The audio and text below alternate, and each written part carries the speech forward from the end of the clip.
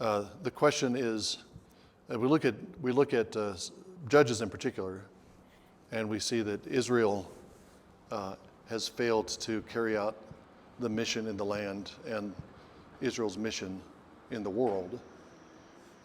How should we characterize that? Is that Israel's failure, or is that the failure of God's plan for Israel? God's plan for Israel was that Israel would be a people devoted to him, worshiping him exclusively, people that loved him with their whole heart and soul and mind. So if Israel is not that, then does that mean that God's plan has failed? I don't believe that's true. I think the couple things that would, a couple of different ways I would think about it. One is, and I'll make this point in particular in relation to kings. I think what we see in Kings, what we see in Judges, is the Lord continuously coming to the rescue of a people that won't cling to him, won't stay loyal to him. So they keep falling to idolatry, but when they cry out, he takes pity on them and comes to their rescue. That's the same thing we're going to see in Kings, that even though Israel fails, the Lord keeps rescuing them, and the Lord accomplishes his purpose and is accomplishing his purpose. So I think that's the overall story. A second point is that does take place over a long period of time, that fulfillment of God's purposes, and it takes place through repeated failures and repeated frustrations. So the whole Old Testament is, in a sense, marked by a failure of Israel to reach that aim. One way to think about that is that's it's revealing Israel's need for a deliverer that's greater than any deliverer they've had. It's kind of pointing them to a greater judge and a greater king and a greater priest who comes in the person of Jesus. So, but it is remarkable how long a period of time it takes. It's over, from Abraham to the end of the Old Testament period is a millennium and a half or more than a millennium and a half, almost 2 millennia. So the Lord is not bringing his promises to pass rapidly. It takes a long time.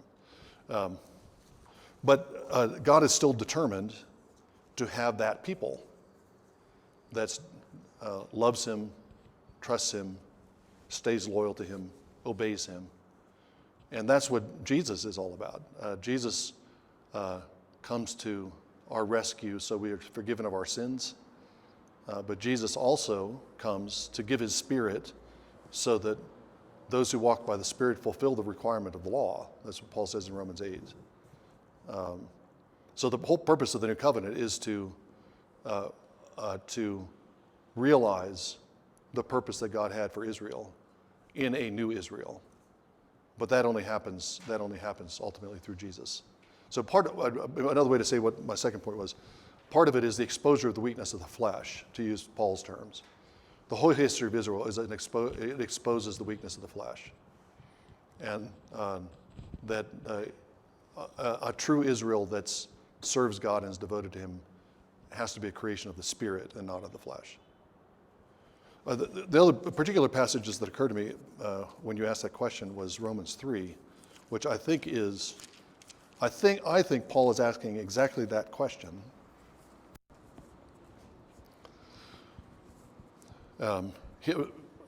Romans 1 and 2, he's presented his condemnation of humanity in general. The wrath of God is revealed from heaven against all the ungodliness and wickedness of men. In chapter 2, he's made that a pointed accusation against Jews. So he begins seeming to be talking about the Gentiles and their unfaithfulness and sin. But then it's like he catches the Jews in a trap. His Jewish readers would say, yeah, those Gentiles are awful. And then he lowers the boom and targets the Jews in chapter 2. And so at the end of chapter 2, he's saying, circumcision is not what marks out the true Jew. It's the circumcision of the heart that makes the true Jew. And then chapter 3, what is the advantage as the Jew, or what benefit is circumcision? Great in every respect. First of all, they were entrusted with the oracles of God. What then? If some did not believe, will their unbelief will not nullify the faithfulness of God, will it? That's the question that you just asked. If some in Israel don't believe, if some in Israel aren't loyal, will their disloyalty and unfaithfulness nullify the faithfulness of God? And Paul says no. One Greek phrase, maybe you've come across this already, me genoito, may it never be. Paul uses this a lot. May it never be. Me genoito. Rather, let God be found true, though every man be found a liar, just as it is written, that thou mightest be justified in thy words, mightest prevail when thou art judged. But if our unrighteousness demonstrates the righteousness of God, what shall we say? The God who inflicts wrath is not unrighteous, is he? And then he goes on to, I think, addressing a different dimension of the problem. But I think that's the same question that you asked. Is the failure or unfaithfulness of Israel contradict and undermine the faithfulness of God? And Paul's answer is no. It instead demonstrates God's righteousness and justice and faithfulness even more, that he stays loyal to Israel in spite of Israel's sin. So yeah, that's a great question, and I think it's a problem that Paul addresses quite directly in Romans, not just there, but in other parts of Romans. Okay, I want to say a few things, kind of introductory things about Ruth, and then I want to read through the book, and I'm going to ask you to read sections so that I'm not talking the whole time this afternoon. And then we'll take a handful of verses at a time, and then we'll stop and talk together about it. And it'll be a more conversational than lecture this afternoon. But a little bit of lecture. This is a short story, you could say. It's a romance short story. If you focus on the Ruth Boaz part of the story, it's widow finds new husband and finds new life, continues her family. There's good news for Ruth. So, and at a purely human level, it's a charming romance story. I think to see the purpose of the book within the canon of Scripture, we have to recognize the focus of the book is on Naomi. It's named Ruth. But Naomi is the one who is the main character at the beginning. She's the one who's in the crisis at the beginning. She's the one who's bereft and empty, and is the one who is restored at the end. I don't want to say anything more specific than that because I don't want to give away things we'll be reading in just a moment. But I think we need to keep the focus on Naomi, the Jewish widow, the Israelite widow, as the focus of attention. And then also notice, if you've read my essay that was part of the assigned reading, an important part of the restoration of the Jewish Israelite widow is an association with a Gentile widow. So the incorporation of the Moabite woman into Israel, that redeems Israel, which I think is quite a beautiful thing. Ruth is also a bridge between the period of Judges and the period of the Kings. The first line is, in the days when the judges judged. So you begin in the period of the Judges, and the last word of Ruth is the name David, at the end of the genealogy at the close of chapter 4. If you look at the beginning and the end, as I suggested this morning, beginning and the end of Ruth, you're looking at a transition. It bridges the time between Judges and the King. Even though it's taking place during the Judges, it's reaching ahead to the Davidic line and filling in some of the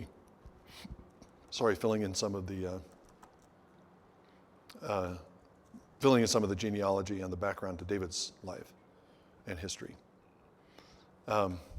Boaz is a crucial character, of course. Boaz is a kinsman of Naomi. The Hebrew term is Goel, G-O apostrophe E-L, Goel, translated as kinsman or kinsman redeemer. We'll talk about the responsibilities of a kinsman redeemer in just a bit, but Boaz is the redeemer, the savior of Ruth, obviously. Her husband has died and she receives a new husband. She had no children, she received children. But because Boaz saves Ruth, he's also rescuing Naomi from her plight. And Boaz is I think a type of Christ in the story. Boaz is described as a mighty man of valor. We don't see him fighting. We don't know if he ever fought, but he is still described as a mighty man of valor. And as we go through, we'll see his character as an exemplary Israelite and a redeemer of widowed brides, okay? Just like Jesus. There's a couple things on your notes. I mentioned Gibeon, Bethlehem as links, geographic links between the end of Judges and Ruth and Samuel. I talked about the bookends. You have a number of different ways to describe the trajectory from the beginning to end of Ruth. It begins in death, it ends with a birth. Okay, it's a resurrection story. It begins in famine, and there's food restored, but then there's food that's filled out at the end. It begins with Naomi being emptied, but ends in fullness. Obviously, you have a collection of widows at the beginning of the book, and then you have a marriage at the end. Sons die, and then sons are restored. And then the chiasm on your outline, I won't take any time to develop that, other than just to note the center and transition of the story is chapter 3, which I think is another example in the string of examples I gave this morning of redemption beginning at night. Okay, Ruth comes under the wing of Boaz at night on the threshing floor. The transition in her plight and her state begins there, and then when the new day dawns, she has a new lease on life. So that's the central transition, and it contrasts, as the outline indicates, contrasts to chapter 2, which moves in the other direction. You go from morning to evening in chapter 2, and then the evening to morning in chapter 3 is taking us from day to night, and then the night leading up to day. So those are just a few indicators. We'll fill out details as we go, but start with reading the first 5 verses of the first chapter.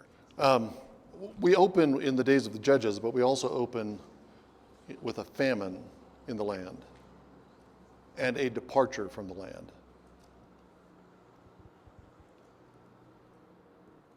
Can you suggest some similar situations with previous characters in the Bible? Famine and departure. Joseph, good. You said Abraham too, good. So Joseph with his family at the end of the book of Genesis. Joseph goes into Egypt for other reasons, but then his family comes down because of a famine, and that begins the big Exodus sequence. Can you explain what you mean with reference to Abraham? In Genesis 12, I think they went down to Egypt because there was a famine in Canaan. Okay, right, very good. Yes, exactly. Genesis 12, the end of Genesis 12. So the famine in the land, Abraham's in the land. Abraham has just come from Ur of the Chaldees, left his father's house, promised a good land, gets to the land, and there's a famine. Okay. So that's kind of a disappointing outcome to a long journey. But he goes down into Egypt, and it's one of the early examples of an Exodus story in the Bible is this sojourn of Abraham into Egypt on account of a famine. Anybody remember what else happened during that episode with Abraham's life? He said Sarah with his sister. Okay, said, pretend like you're my sister, right? Pharaoh took her. Good. Pharaoh took her into his house. God was punishing Pharaoh's house. Okay, with how? Plagues? I don't Yeah, the plagues. Also sounds familiar. By making the man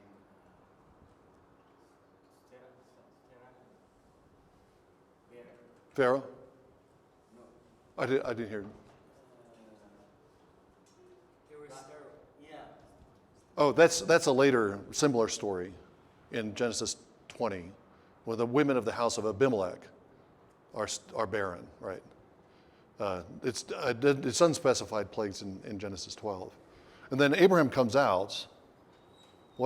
In what condition does he come out of Egypt? He's given slaves like Hagar was given to Sarah. Yeah. He was given possession by Pharaoh. Okay. Right. So, famine in the land, departure from the land, time in a Gentile territory where there's threats and problems to encounter, but Abraham comes out of that sojourn enriched with slaves. He's got souls that he acquires in Egypt, Genesis says, and he comes out with flocks and many possessions. Okay. The same thing happens to Israel when they leave the land because of famine. They go into Egypt. They face oppression and attacks. But when they leave Egypt, they come out enriched. Okay, not only have they grown from 70 from the family of Jacob to a huge company, but they plunder the Egyptians, and they come out with enough gold and silver to build the tabernacle. Okay. That's the trajectory of Exodus stories in Genesis. It's the trajectory of Exodus stories in other parts of the Bible. You go out of the land and you come back wealthier and better off than you left. So we have the setup for an Exodus story in the first line, the first sentence of Ruth. There's a famine, and Elimelech takes his wife and his sons out of the land. Okay. But what's different? I mean, this is kind of obvious now that I've set it all up.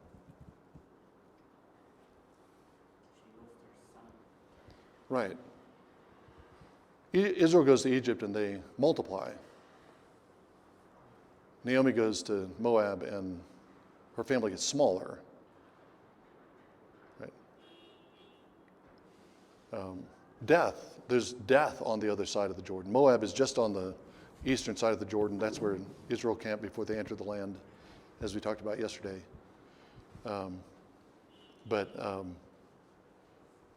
They go out full. This is what Naomi's going to say later. Naomi goes out full, a husband, 2 sons, a family, comes back empty. That's kind of anti-Exodus. It's not the way Exoduses are supposed to go. And that has raised, especially for Jewish commentators on Ruth, it's raised the question of whether Elimelech should have left the land. Because in other cases, when people leave the land, they're enriched and blessed while they're in exile rather than bereft. Whether we can say that Elimelech is sinning or not in leaving the land is, I think that's not as hard to determine. But this is contrary to expectation. If we have the other Exodus stories of the Bible already in mind as we approach Ruth, the deviation from that storyline is pretty alarming, striking. This is why we want to get in the habit of recognizing these narrative patterns and see how typology works in the repeated storylines, because when those storylines deviate, it's quite important. So this is an Exodus that ends in death rather than new life. All right. First Elimelech and then her two sons. In the meantime, her two sons take on wives. Who are the Moabites? Gentiles? Descendants of Lot. Okay. Good. Do you remember the circumstances of Moab's birth? Moab is the name of one of Lot's sons, who, strangely enough, is also his grandson. Do you remember the story? Yeah, you want to? Okay, good. And one of them bears Moab, the other one bears Ammon. Right. So Moabites and Ammonites go together. They're cousins, brothers. What are they? I don't know. Common father, different mothers. But that's the origin of the Moabites. And now Elimelech and his family have gone over into that territory. That's going to be. We're going to have to return to that story later on in the book of Ruth, as we're thinking about what's happening, particularly in chapter 3. Okay. Anything else that you notice or want to mention about? One other thing that we should point out about the Moabites. Look to Deuteronomy 23.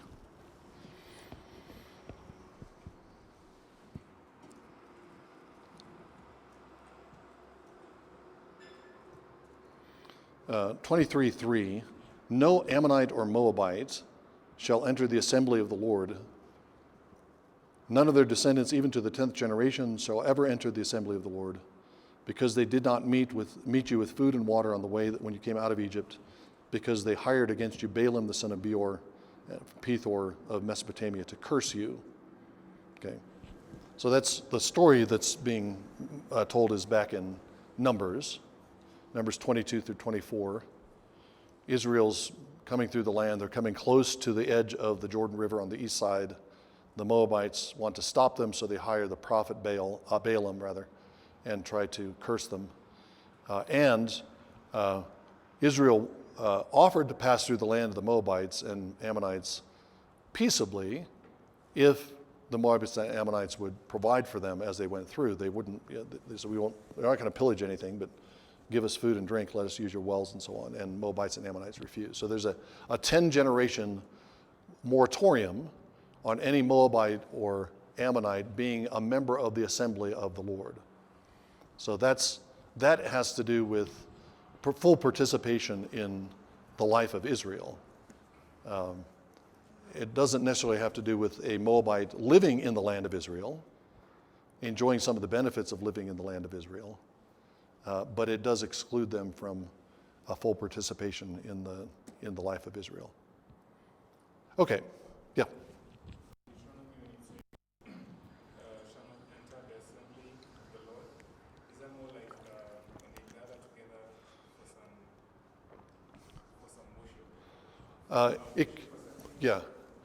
It could be membership in the liturgical assembly, the worshiping assembly.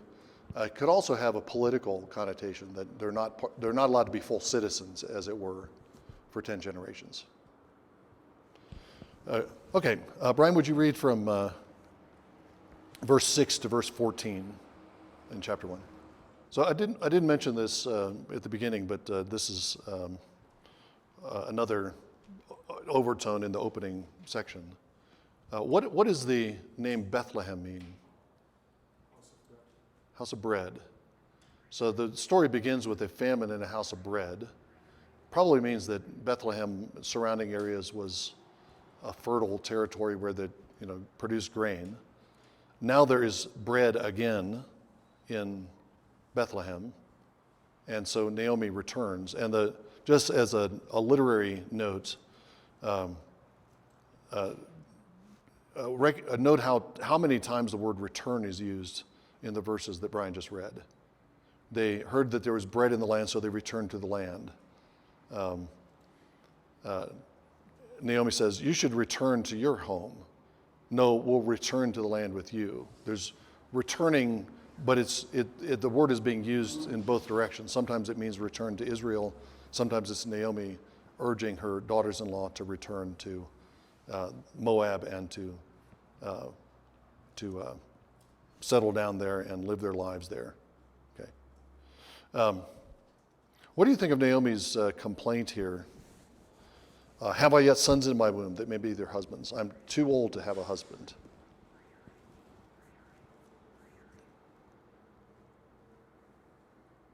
Say again. Can you repeat the question again? Just what are your thoughts in terms of biblical parallels? I'll ask a specific question that'll be a giveaway. Do old women have children in the Bible? Yeah. Okay. Sarah, right. And Rebecca's not old, but she's barren. Rachel's not old, but she's barren. Elizabeth is old and barren, right. So this is, Naomi is, that's an expression not only of her frustration with the way that the Lord has directed her, but it's forgetfulness of what the Lord is capable of doing, right? We'll see at the end of the book, in chapter 4, that when Ruth bears a child, the child is treated as Naomi's child. It is as if Naomi is another Sarah, or another Elizabeth, or an anticipation of Elizabeth. She's an old woman who ends up with a child on her knees. Okay. So this is it's not the same kind of miracle story of miracle birth that you have in the book of Genesis, repeatedly in the book of Genesis. But it's a variation of that theme. And Naomi is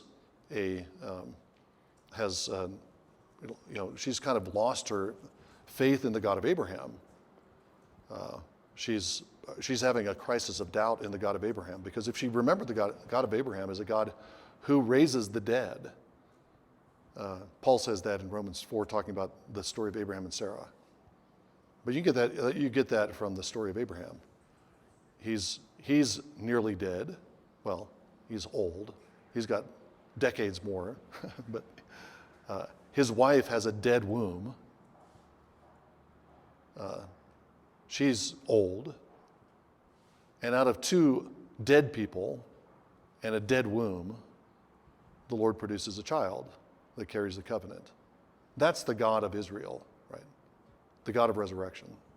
And Naomi is, at least at this point, is not expressing faith in that God. It's a complaint. It's an understandable complaint. But it shows the depth of the crisis that she has. I think another indication of the crisis is her insistence that her daughters-in-law go back to Moab.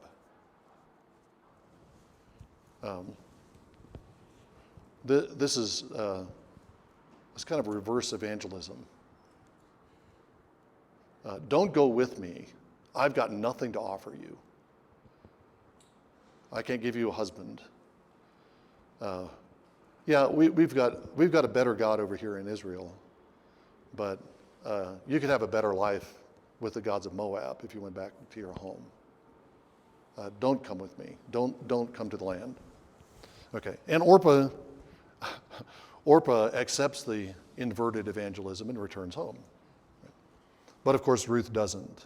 Before we read Ruth's response to that, any thoughts about what was going on in verses 6 through 14?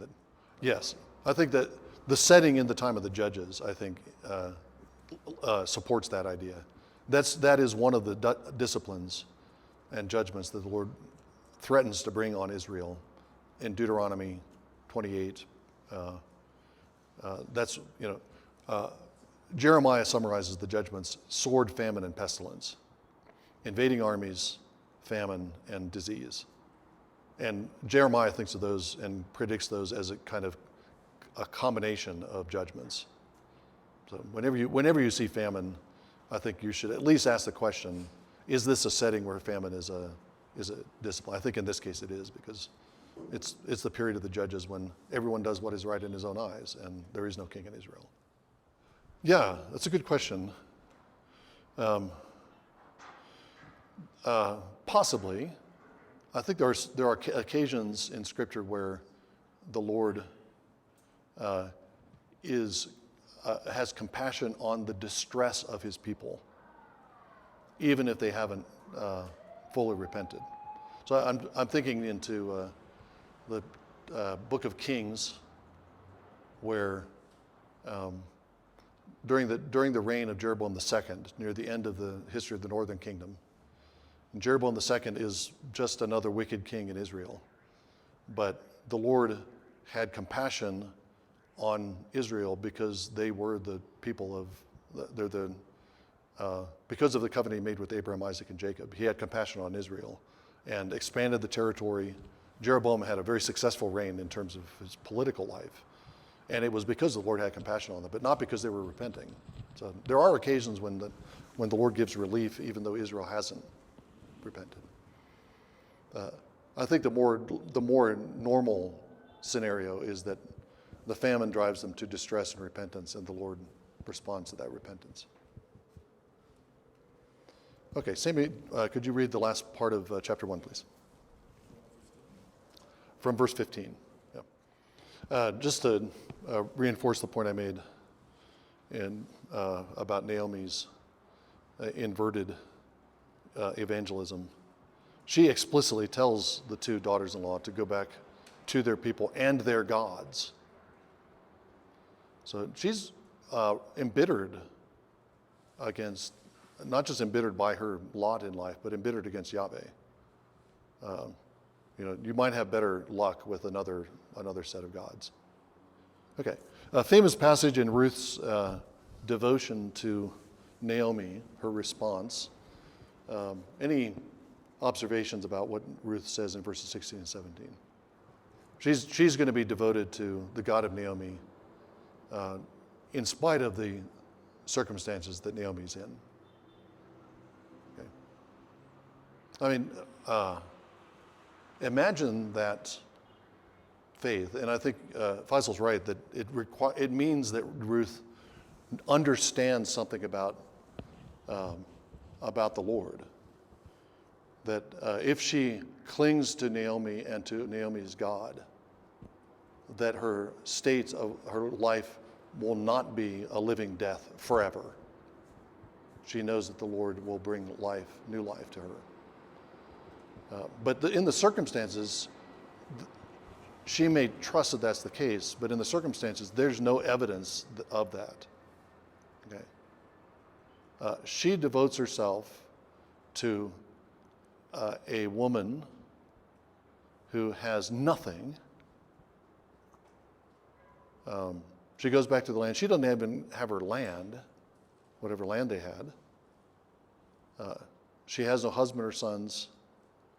She's embittered. And Ruth says, I'm going to stick with you.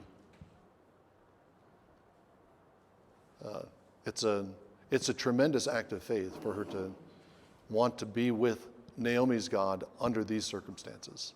Well, I think the confession includes, it's because the confession includes a declaration of loyalty to the God of Naomi. She's, no doubt she has affection for Naomi. As the story develops, it's clear that she has a sense of responsibility for Naomi, because she's the one who's the breadwinner of the house when they go back.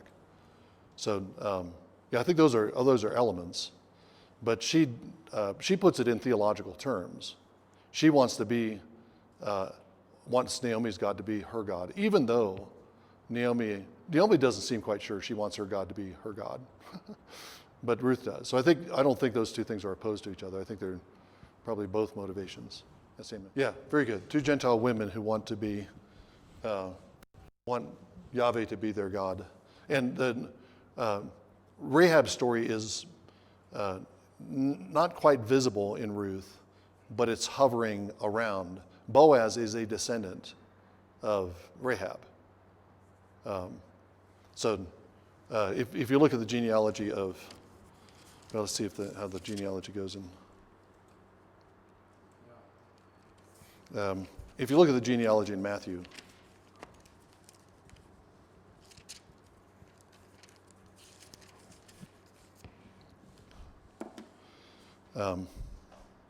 verse 5, well, not just descendant. To Salmon was born Boaz by Rahab. By that genealogy, Boaz is Rahab's son. So yeah, Rahab is in the background of the story, and I think you're right to spot parallels between Rahab and Ruth. Notice also what that means about the timing of the story of Ruth. If Boaz seems to be Ruth calls him father, seems to be a kind of middle-aged, established man at this time, and if he's a son of Rahab, this has got to be fairly early in the period of Judges. Even though, again, it's canonically it follows the Judges, but it's probably early on because Boaz wouldn't be alive in the time of Samson, for example. And if you look at the genealogy at the end, there's several generations. There's Boaz, Obed, Jesse, and then David. Several generations before David comes on the scene. Okay, Faisal, could you read the first 7 verses of chapter 2 then?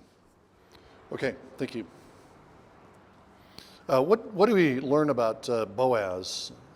He's introduced here. Worthy? Good. Yes. Mine says great wealth, too. Interesting. The phrase is would include the term gibor in the Hebrew. Gibor is typically a name for a warrior. Giborim, the Giborim of Israel. David's 3 Giborim, his mighty men.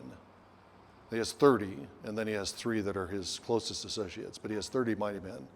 Those are Giborim. So they're valiant warriors. The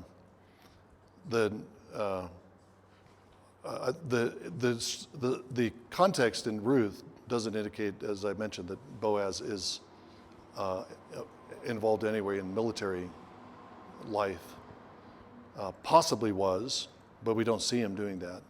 But he's still presented as this heroic character. You might even translate Gibor something like hero, which would include worthiness. The context, I think, supports the idea that obviously he's wealthy. He's got fields, and he's able to support gleaners. Okay. The name Boaz means strength.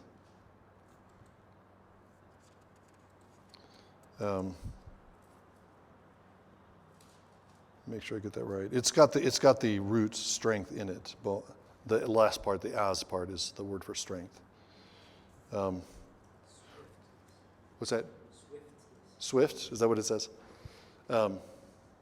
Yeah, the word Gibor is there, but also the word Chayil.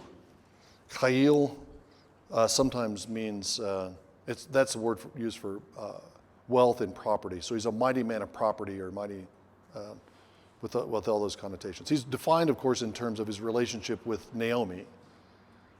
That's how it begins, and his relationship with Elimelech.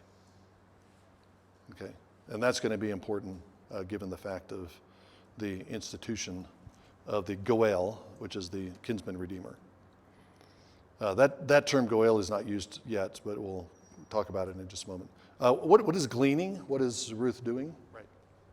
So this is one of the provisions that the law makes for the landless within Israel. The land is supposed to be, the fruit of the land is supposed to be enjoyed by everyone, and not just by the people who happen to own the land. The principle, the theological principle behind that is the land doesn't actually belong to Israel. It belongs to Yahweh, and he wants the land that belongs to him, the produce and the goods of the land, to be distributed to all his people. Okay. And the institutions, gleaning is one of the primary ones. There are rules in Torah that ensure that the harvest, the produce of the land will be shared even by those who don't have direct access to it. So gleaning is one, and the law says if you're gleaning, you're not allowed to go over if you're harvesting rather, you're not allowed to go over your field a second time to make sure you get all of the produce of the field. If you miss some, you miss it. And that's for the poor who glean for their food. Which means, let me say a couple others.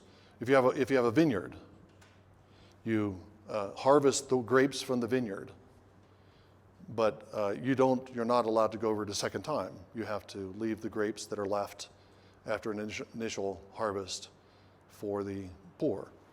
If you're beating out the branches of an olive tree, olives will fall to the ground when they're ripe, and you gather them from the ground. But there's some that are nearly ripe, so you beat the branches and they fall. But depending on when you harvest, not all of the olives are going to fall to the ground. You're not going to be able to get all of them. You have to leave them for the poor to gather up. Okay. There's several things going on here. One is that this is a provision for the poor, obviously. It's also a prohibition on the landowners in Israel from maximizing the yield from their own fields.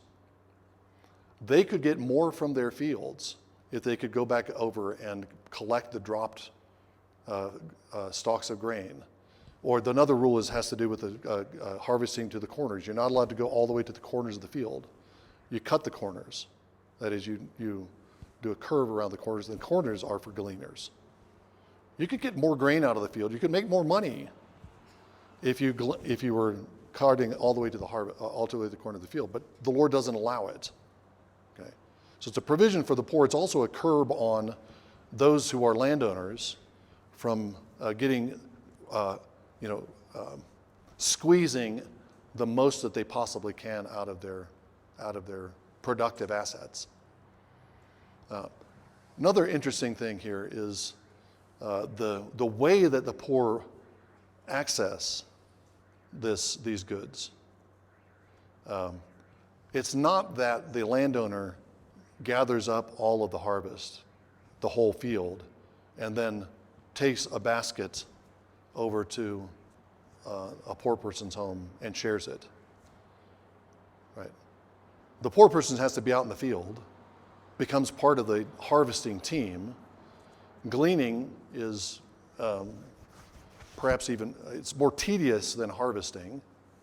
You're not swinging a scythe or whatever they used to harvest the grain, but you got to bend over constantly and pick stuff up, and then you got to carry a pack for all your grain that you're picking up. It's hard work.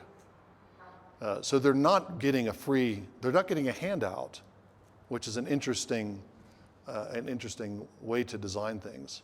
And it gives us some ways of thinking about how we should design charitable work in the church. I mean, how do we implement the idea of gleaning where poor people actually work? They aren't just dependent on handouts. They actually work, but they're able to profit from their own work and and it also again limits the output, the potential output of the owners. Okay. A friend of mine was a pastor around in the area around Houston, Texas. I guess back in the 1980s. That was in the 20th century, the 1980s. I don't know if you remember the 20th century.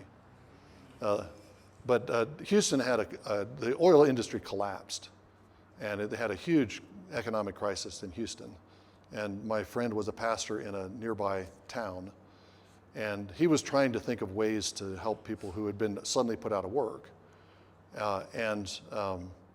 They tried to find ways to implement kind of gleaning projects in the city.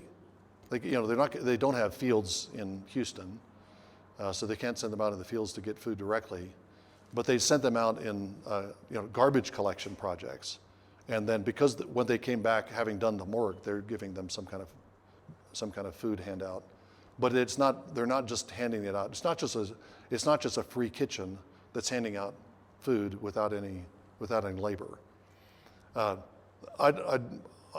want to make it clear that there are circumstances when that's exactly the thing to do. If you got somebody who's completely disabled, unable to glean, unable to engage in any kind of activity at all, then they still need to be cared for, and you just give them handouts, right?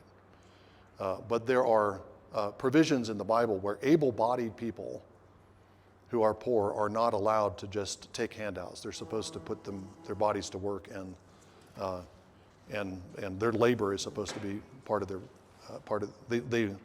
they eat off of the labor of their hands. Okay. All right. So that's gleaning. Yeah. Right. She wants to be receiving the crumbs from the table of Israel. Yeah. Yeah, that's an interesting parallel. That's an odd passage. Jesus' response doesn't seem very Jesus-like, does it? Except that it was what Jesus did. But yeah, I think that's an interesting parallel. I thought you were going to point us to the passage where Jesus' disciples were rubbing out the grain and eating it on the Sabbath day. That's another provision. Gleaning is when you're gathering together fallen sheaves of grain that the harvesters have left. What Jesus' disciples are doing is called scrumping. It's a great word, scrumping. And that is, and this is a provision of the Torah also. If you're traveling, you can go into a field and take food from the produce of the field, enough to fill you and keep you going. You can't bring in a sickle and harvest it. That's not allowed. But you can bring in like the disciples are doing, you can take a grain, rub off this chaff, and eat the grain.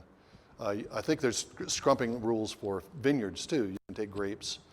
You're not allowed to, if you went in with a scythe, with a knife or a scythe and started harvesting the field, then you're stealing from the field.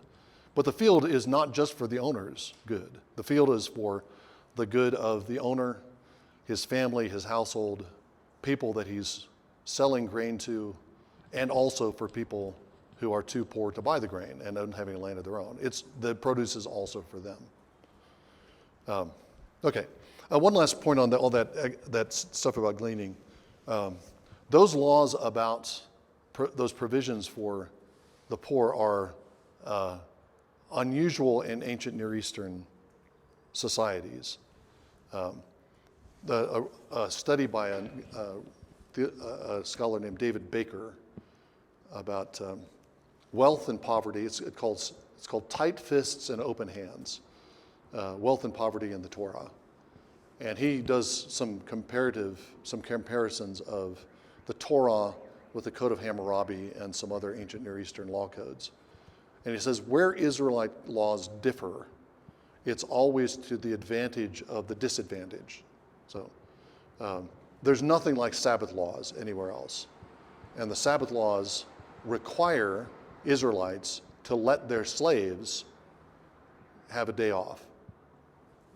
The requirement of the Sabbath is not just that you rest, but everyone in your household rest. Your animals rest on the Sabbath. And your slaves that are in your house rest on the Sabbath. So, there's no provision in any other ancient Near Eastern society that gives that kind of freedom and relief to the poor. And the gleaning laws and the scrumping laws are the same. And Baker argues that at every point where there's these deviations, it's in favor of caring for those who are without land, without status. This is what Jesus is talking about when he says the Torah is about mercy and justice and truth. We might look at Torah and think it's about punishment and harsh treatment of criminals. But Jesus says it's about mercy, justice, and truth. And if you look at the details of how the system worked, then it's constantly making provisions for those who are in need. Okay, Boaz is a model Israelite may Yahweh be with you. Peace be with you. May Yahweh be with you. It's the way he greets them. He's making sure that there's provisions for the poor. He is a righteous man. This is how righteous Israelites are supposed to act. Exactly. Okay, Issachar, would you read from verse 8, let's say to verse 14. Okay, good. Anything you noticed going through those as you listen to Issachar read those verses? Yeah. Interesting. Yeah, Boaz, a kind of faithful Adam figure. I like that. Yeah, and just to pick up on that and what we said before Issachar read, Boaz again proves himself to be a keeper of Torah. She's a stranger, and she's shocked by the fact that she's been treated so well. But what Boaz is doing is just what all Israelites are supposed to do to strangers. I mean, this is the test of the justice of Israel's system. How are the orphans treated? How are widows treated? How are strangers treated? People who can't protect themselves, are they protected? That's the test of whether Israel is actually living up to the commandments of God or not. And I think that's a good rule of thumb for kind of testing the justice of any political or social system. Rich people can protect themselves. Rich people can hire lawyers, and rich people can find ways to wriggle out of problems and buy their way out of problems. But poor people and foreigners can't. And a just system is a system that provides protections for people like that, and Boaz is doing exactly that. Just to add on to that, Boaz is going above, in Ruth's case at least, he's going above and beyond what the law requires. He has to let her glean in the field, but he assures her that she's going to not be molested by the young men who are harvesting. Okay, you can imagine how that young women who are gleaning, who are poor, who probably don't have any husbands or fathers. If they're out in the fields gleaning, they probably don't have any male protection of their own. And you've got a bunch of young guys out in the field harvesting. Those gleaning women are going to be molested, maybe not sexually assaulted, but they're going to be bothered by flirtatious young men. And Boaz assures her that she's going to be protected. He says, drink from the water. So he's providing above and beyond what the law requires. Yeah, very good point. Given the condition of Israel at the time, and think also more specifically about where this is all taking place. It's in Bethlehem, and remember how Bethlehem came up at the end of Judges. That's where the Levite came from with his concubine. He was from Bethlehem. Boaz is kind of the polar opposite of that Levite. Boaz is caring for a stranger. Not only she's a stranger, a Moabite in Israel, but he's never met her before.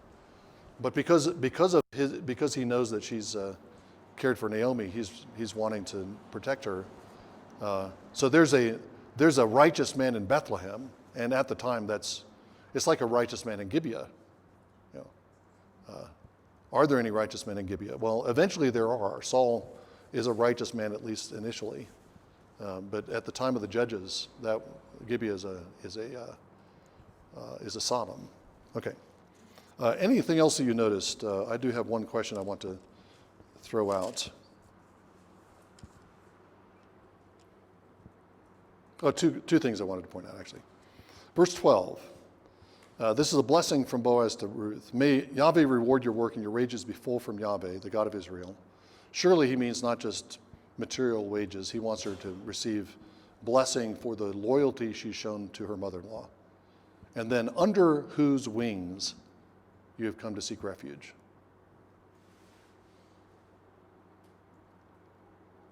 The Lord has wings?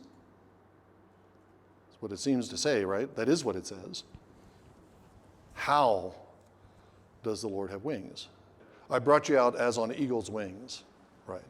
So is he mentioning that? I mean, I don't know if Boaz has that in mind, but that would be part of the theme of the wings of Yahweh, that he is a protector and a guide for Israel, like a great eagle is for its young. Mike, did you have another? That was you going to say? Okay. Can you think of any other link that might be associated with Yahweh and wings? Cherubim. Right. So if you go into if you went into the most holy place, you shouldn't, but if you did, the Lord would be enthroned on the wings of the cherubim. You throw yourself at the feet of the Lord, and you're under the wings of the cherubim, the wings of the Lord's throne. Okay, and I think that's the image that's. There's some psalms that talk about seeking refuge under the wings, under the Lord's wings. I think that's an Exodus image. Yes, it's also an image of the Lord as the great eagle of Israel, now settled in the tabernacle and spreads his wings over those who come and seek him there. His wings of protection. Okay. We'll come back to wings because it's going to come up again in chapter 3 with another wrinkle. Verse 14. Another example of Boaz going above and beyond. Ruth has to be allowed to glean. Boaz does not have to sit down with her and have lunch. A lunch of?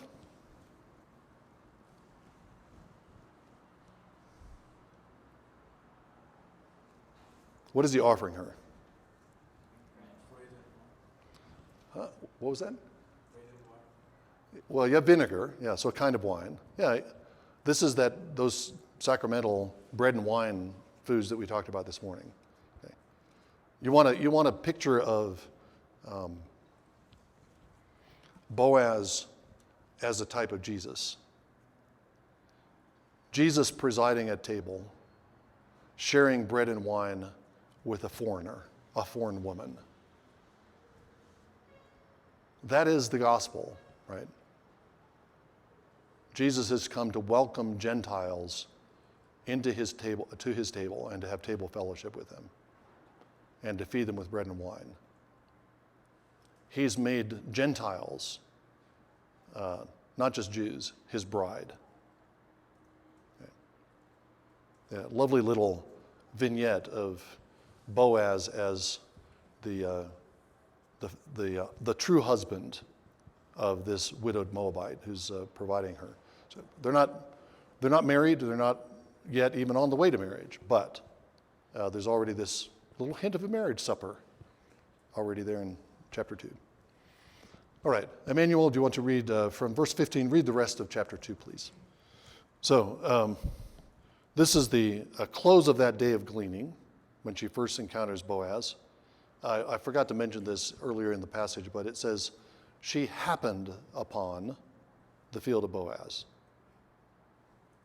Or maybe it's translated in your Bible, chanced upon the field of Boaz. Does this feel like chance? Happenstance? Does it feel like some unnamed someone is arranging this encounter? Okay. Yeah, I think although the Lord is not explicitly active in the book of Ruth, it's like Esther. You know, clearly there is a power orchestrating the events of Esther, even though the Lord is never named as that power. And the same thing is happening with Ruth. It's not by happenstance. Okay. So just a couple things from me, and then ask if you have anything. Again, verses 15 and 16 reinforcing the point we've already made several times. Boaz is doing something above and beyond what is required. He's doing this for Ruth in particular. Doesn't do it for everyone, but he doesn't just let her glean, but he makes sure that she has lots to glean by instructing his reapers to drop more than usual, be less efficient than usual, so that Ruth will have plenty. Okay. Again, he's not a Pharisee. He's not saying, well, I did all I needed to do by letting her glean in the field. That's the minimum. He's doing above and beyond. I think she was a beautiful. Yeah. You think he's flirting? Yeah. Leave a few grains, yes. Yeah.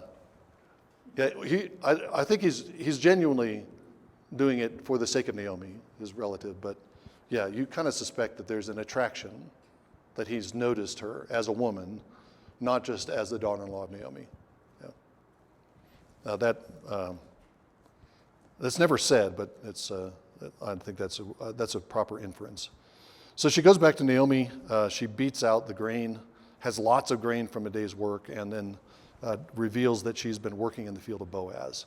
And this is where Naomi, we were told at the beginning of the chapter that Boaz is related to Naomi. Here we have the technical term used for the first time. It's Goel, G-O''E-L.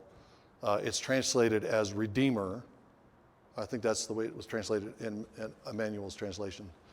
In my translation, it's close relative, but there's a marginal note that means Redeemer. So a Goel is not just somebody who happens to be kin, but it's a close relative who has certain responsibilities to their kin. So what are some of the things that the kinsman redeemers are supposed to do for their near relatives? Yeah, Brian. One thing, they could buy back land that had been sold so that it can come back to the family. Excellent, right. Recover land. So why would somebody get rid of land? Because maybe they become poor, so they need to sell it to get some money for food or something. Yeah, okay. Or indebtedness, yeah. And the land, planting in the land is an important thing for an Israelite. So losing the land, and then the kinsman redeemer recovers the land. What else?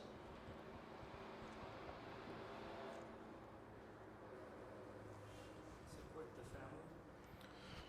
the family. In what kinds of circumstances? If I'm not mistaken, if someone dies, he's supposed to marry Correct. and then support the whole family. Right. Yeah. Well, there's a little twist on that. So they're two related practices. One is the levirate marriage, which is what you just mentioned. The other is the broader category of the kinsman redeemer. But a kinsman redeemer might do the levirate marriage thing, which means it's usually the brother. If you have a brother and your brother's wife, your brother dies, leaving a widow, and you would take his widow as your wife, and her son, fathered by you, would be the heir of your brother's estate. It's a way of continuing your brother's line. And then there's rules for if the brother doesn't take the widow, then there's a next nearest kinsman and a next nearest kinsman that's supposed to take that responsibility. So it's providing land, it's continuing the seed, and continuing the family. What else? So I don't think that this circumstances would be you're forced to take a second wife, but it would, if the brother is already married, then he would say no and pass it on to the next, and down to the next to the nearest unmarried kin, right? But you also mentioned something else that's part of the Goel responsibility, which is vengeance.